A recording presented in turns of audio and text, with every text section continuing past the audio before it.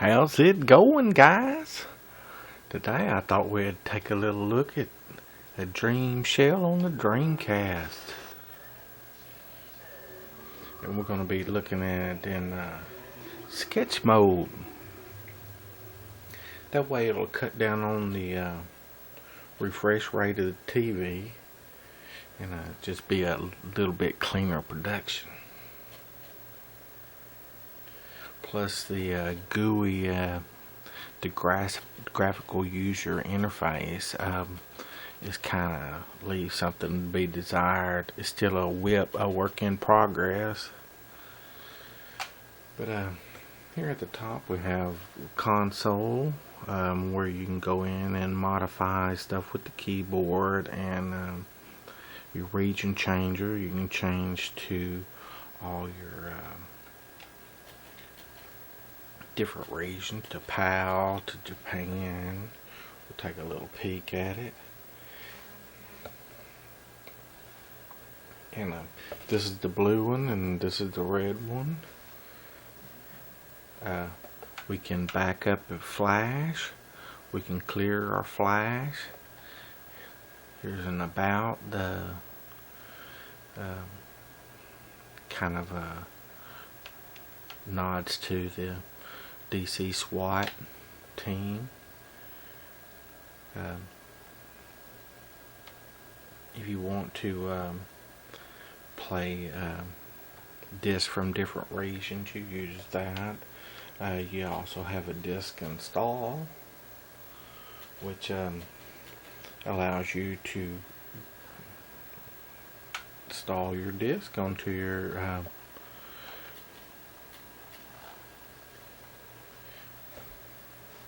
need to command.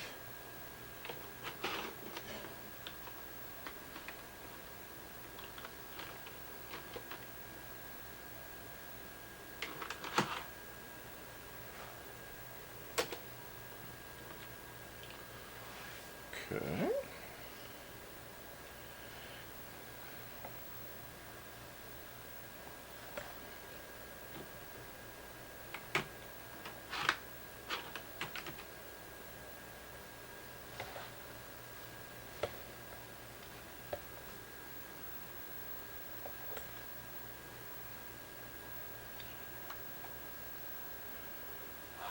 What I did is just remove the disc that I had just installed on here. We won't go through that right now because that's a pretty exhausting. What we'll do now is look at how the SD card is utilized in here. Now the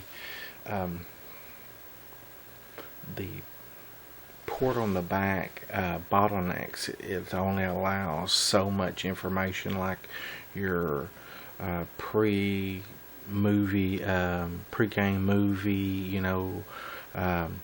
will glitch out, but the gameplay itself is pretty solid.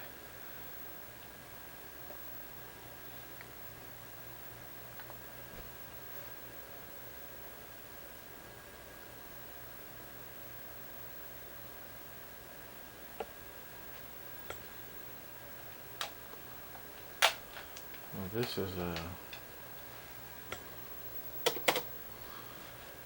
is something new.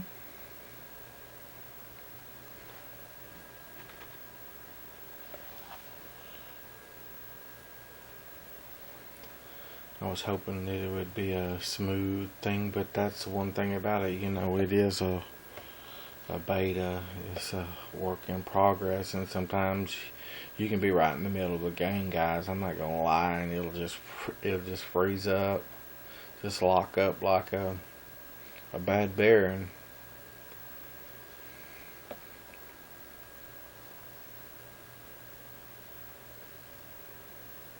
That seems what's happening now. We're just gonna go ahead and restart it.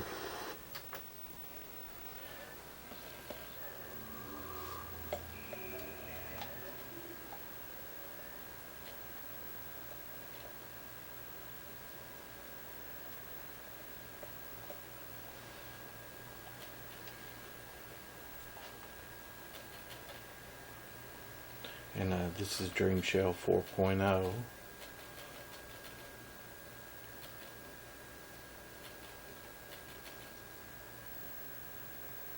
Okay, we'll go to our file manager.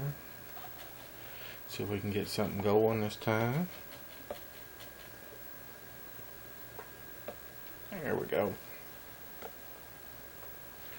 Alright, what we have here is this normally has a line down the middle of it where you got your SD, your SOC, your VMU, where you can look on your VMU and modify that to your CD whenever you dump a CD onto here, your RAM, and your PTY. We're going to go to our SOC, to our SD, and I'll show you what I have put on here.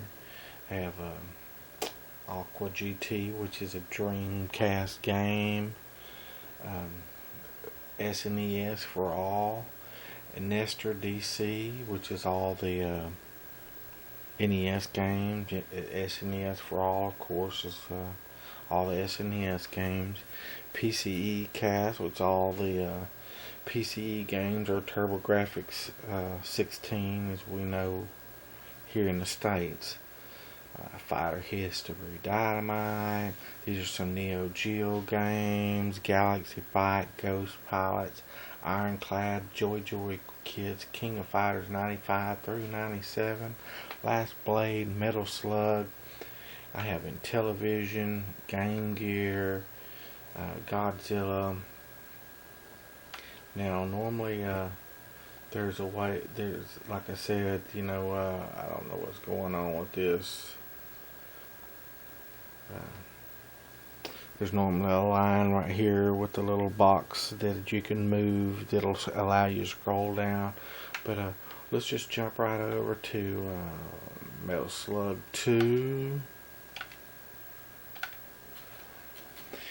Now you can use your cursor and click your A button twice and move your cursor over to hit the green check mark, or you can just hit it 3 times in a row. What? The Neo Geo logo. Now, games loaded like this that are on a singular, not put into a file, seem to have run a lot smoother. The ones that are set up in file structures always have some type of weird ass issue with them.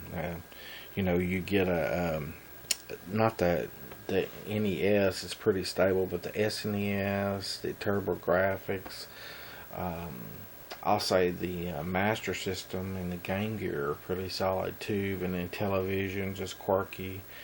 Let's just jump off and let y'all see what it looks like. So you got arcade missions, how to play, a demonstration, combat school, art gallery, options, and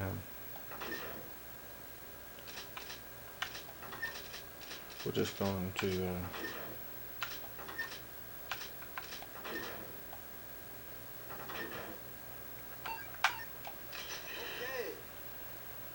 jump right in.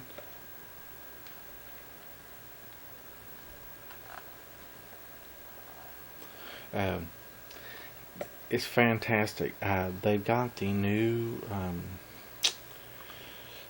where it's took off the parallel port on the back and run off the board itself. The optical lens is traded out for a flash drive, for an SD card where you can load it in there. But man, it looks great. Plays great.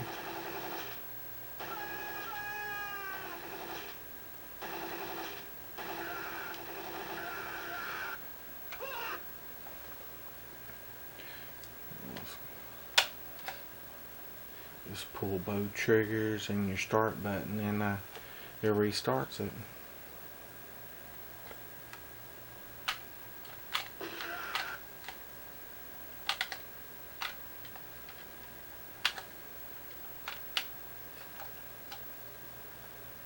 But yeah, guys, I hope you enjoyed a little tour of it.